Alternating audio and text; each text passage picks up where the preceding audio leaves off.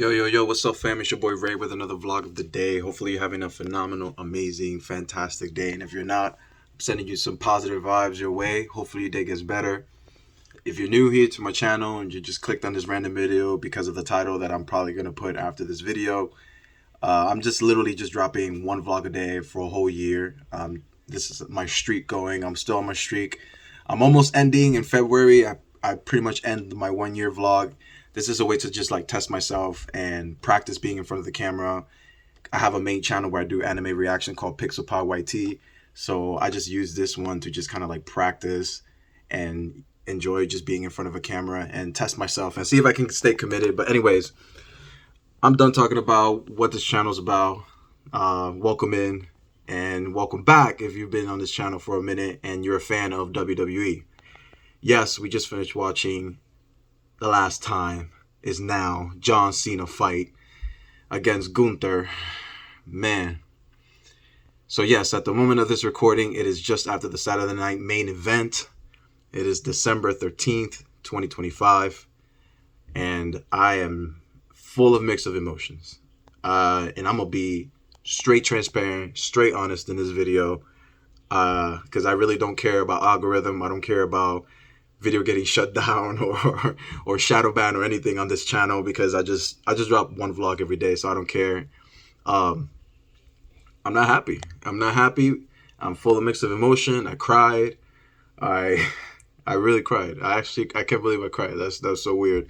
I think the last time I ever cried about a celebrity, only probably Chester Bennington for Linkin Park, when I found out about his situation, and Steve Irwin. Yeah, I think that's like the last times I've ever like shed tears for any celebrity or anything like that.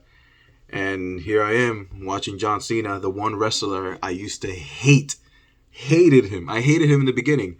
So I grew up in the Bronx, in New York, and in the Bronx, New York, you know, you have to act a certain way, be a certain way, speak a certain way to survive, you know, so that way you don't stand out, that way you don't get picked on, you don't get, you know, jumped. Basically, I'm gonna go, you know, straight up about it, honest about it.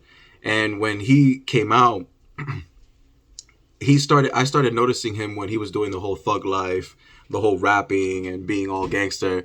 And I used to be like, oh, what do you don't know nothing about that. I used to like just hate on it, you know, him trying to do all these like gimmicks, you know, like the pumping up the shoes and all that stuff. But then over time, he just grew on me. Little by little, he would diss them in the ring by rapping, freestyling. And next, you know, I'd be laughing. I'd be, yo, that was crazy. Oh, that was smart to say. And soon you saw me just doing this the next night. You can't see me. You saw me pumping on my shoes in class whenever I'm messing around with a friend. Like, oh, I'm about to beat you up. So I start pumping up the shoes like he did. You know, and then from when it went from the FU to the AA, crazy all these years. You know, little 10-year-old me just watching him, and then 16-year-old me falling in love with his style, and then 20-year-old me, you know, telling everybody, yo, watch him. And now I'm 35, telling my daughters about him and letting them know that he's not just an actor in movies. Yo, this is my childhood wrestler who came from nothing and came from being hated on to now people are just screaming in the crowd his name, saying thank you so much. Respect to him, and respect to his charisma, his loyalty to the game and to his personality, man. It's just, he's just a great character, and he grew on me over the years. About this last match, first of all, I'm gonna start off with the fact that I hate the fact that they chose Gunther. I'm gonna be honest. I was a huge fan of wrestling all the way up until Eddie Guerrero had passed away, and I kind of slowly let it go a little bit by watching, because I was a huge fan of him, and when I lost him, I like lost myself. That's another one I became emotional about, this whole you know, about a celebrity not being here anymore and stuff and leaving. And I kind of slowed down watching wrestlings, but I would still watch WrestleMania. I would still watch here and there like other wrestlings over the years. The big wrestling matches over the years, the PLEs, and just to catch up, just to, you know, show, you know, notice wrestling. And this, for some reason, the last year and a half, I got back into it because now my daughters are huge fan. They saw me watch WrestleMania, they got hyped, so they keep watching it with me now every Monday Night Raw. Every time they have NXT matches or any SmackDown matches, PLE main events, they get excited for the Yeet, for Roman Reigns, Acknowledge Me. They get excited for everything. The John Cena, You Can't See Me. So finally I'm back, into wrestling. And then this guy Gunther, I guess I never really like noticed him throughout any of the past wrestling matches that I watched. So I don't know much about Gunther. I haven't seen that much of his matches, just the last year of him. And I don't know. I just don't like his personality. I don't like the character. He has great technique, great skill, amazing ring master, whatever you want to call him. But I don't know. Like, just the fact that he won the whole last time announced tournament, which I thought it was going to be the next NXT or like the next upcoming star, like LA Knight. Yo, imagine LA Knight would have gone against him, or even like what I was hoping for is towards the end, the mystery mask guy comes out and stomps on Gunther, takes him off from John Cena before he pins him or submits him, and then boom, takes off his mask, and it's actually like Randy Orton or Edge or somebody in the past that John Cena used to go up against or something, like has a deep storyline with, and just surprise everybody. Everybody goes crazy, and then he wants a match with John Cena because he never got the approval from like Triple H or something, and then him and John Cena just go back and forth, and then John Cena beats him. And, or let's say Gunther joins in to just take him down because Gunther's like, yo, you're taking my spotlight. Boom, takes them out. And then another person comes in that like has history with John Cena. Is like, no, I wanted to fight John Cena in his last match, and then just more comes out, and then John Cena has to defend himself against all these people, and then Gunther and John Cena just battling all these people. That's what I was hoping, something like that. Like, and then somehow, some way, they all kind of like take him down to the point where like it took all of them to hold him down so that Gunther can make him pin, like something like that. Like, I would have loved that to be the way he pinned. That they had to have all his haters, all the ones that he had beef with over the years, come out and literally help Gunther, like make him pin. That would have been a dope ending, dope exit for our boy John Cena. But I don't know about the storyline. I just don't feel comfortable with the fact that that's it. That we saw him just look at the camera, kind of look upset or sad, or just, I don't know. He just looked like he just didn't want to do that. And I don't know. You saw it. He gave that weird face, like, and he smiled a little bit, and he kind of just almost like he gave up. Like, he was just like, I think I give up. Like, I'm done.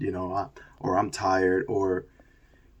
It reminds me of, if you're a big fan of Pokemon, I know this is getting like too much. I'm talking too much about it. I'm about to end it real quick. But in Pokemon, as a kid, I saw Ash go through after battle, after battle, after battle, letting go of one of the greatest Pokemons in the past. And I used to be so pissed. Why you let that Pokemon go? Why you let him go?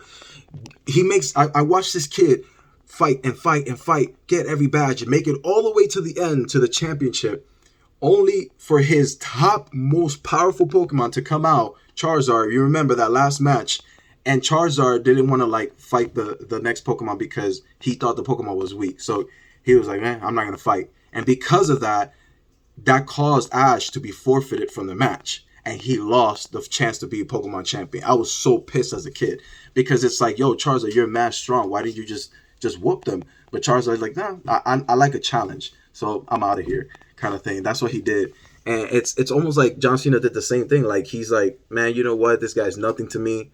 I'm done with this. I'm out. And he like just tapped, which is weird for me. I don't know. It didn't sit right to me, and it was awkward at the end. Like, everybody was booing and booing when everybody came out. When Triple H came out, bro, he was red because everybody was just calling him out, booing.